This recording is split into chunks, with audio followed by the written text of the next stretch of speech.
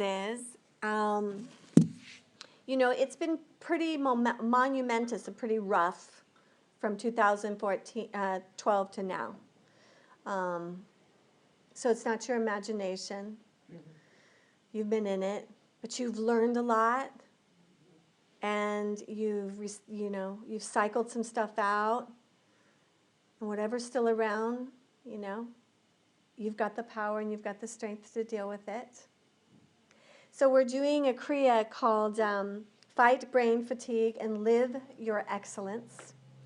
So Kundalini Yoga is made to hack into your mainframe. And but then the good news is that you're the hacker, and you are divinely guided to take out some programs that no longer work. And some of them we're more attached to. It's okay. Some of them, they'd come in.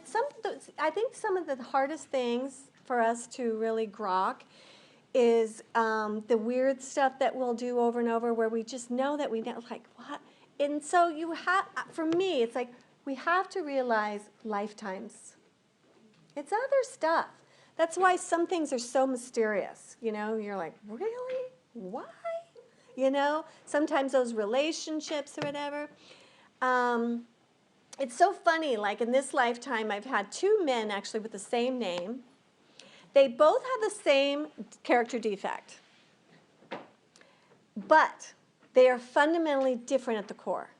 So one was really pretty manipulative, and because he was so wounded, so dark. And so his lack of being able to really say much truth was very alarming, because it could be very harmful. Now there's another person in my life now that is got some of that same character defect, only he's fundamentally good. And it always works out. And so the question is, do I want to spend energy on deciphering all the time? I don't. It'd be different maybe if I was married to him. I'm not. He's just somebody that's floating around, and the truth of it is it all works out, and it's his kind of thing that he does that anyway, So it's about trusting that bigger truth, because we have a knowing. So that's what I want us to really work on in this Kriya, okay? We have a knowing, and that's our real magic. And here's the thing about knowing. If you really knew, you wouldn't discuss it. If you really knew, you wouldn't have a vote with your girlfriends. Is it true? You would know. Now, this is the thing, as we mature spiritually, you're going to attract more people that will just kind of be in energy with you. They know you're not asking for advice. They know they're holding space. It's just, it begins to change. And everybody becomes more conscious about what they say, right? Because they know, sometimes when we're really new at this, you'll just spit something out. And as you saying this, you go, don't do that. Because, you're not really attached to that person's truth. And you're just kind of throwing a wrench in it. And you might be helpful. Like my mom was always really helpful. Make sure I worry about this, this, and this, Marcia, because, it could happen, right? But after you're a grown-up and you know all about the this and this, does that help anymore? No. Fucking shut up. No, stop. Don't do that.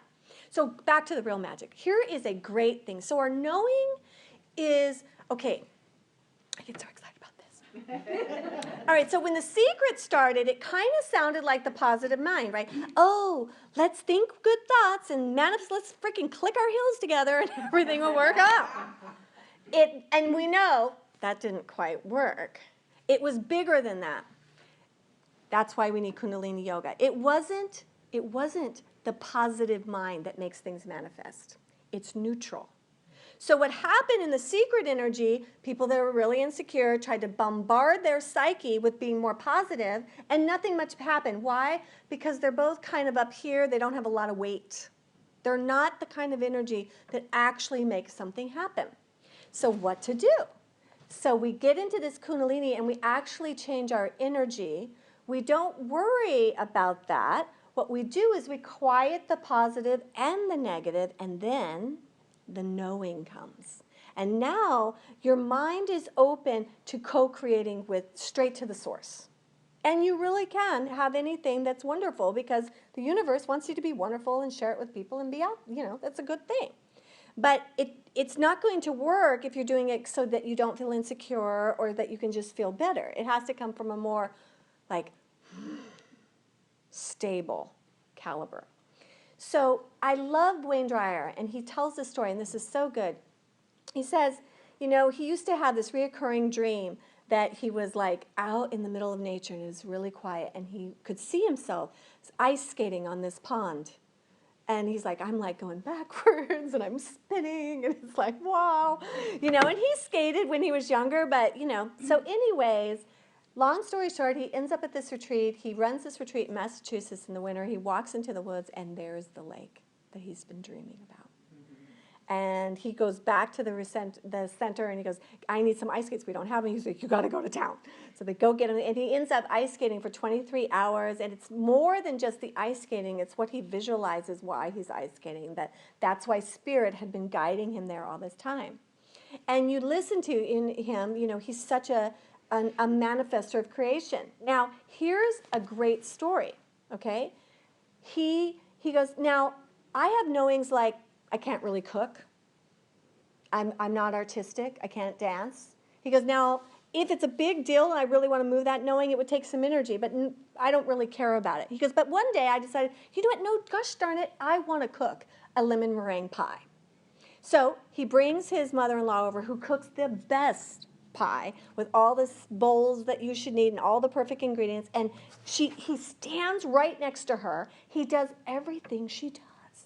If she shakes her fist, he shakes his fist. You know, everything the freaking same. Those two pies go into the oven right next to each other. And his pie was crap. It was soggy in the center. It burnt on the top. Hers was... And he goes, you know, I had like, you know, oh my God, it's going to suck. He said, no, it can't possibly suck because I'm right here with her. You know.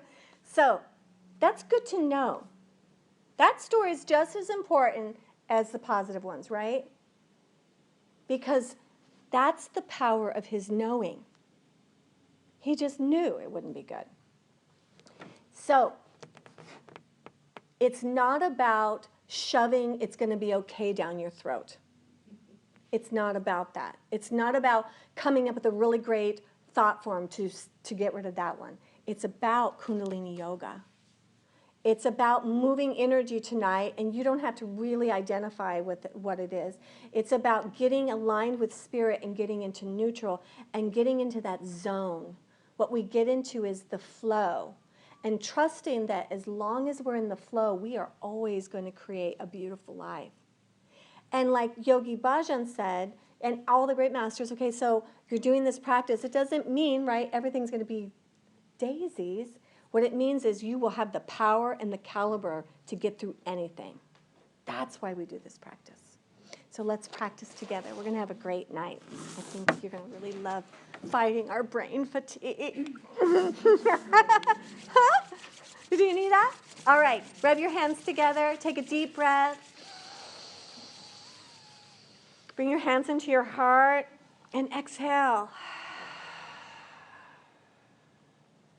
And just check in right here and see where you're at. See how you are.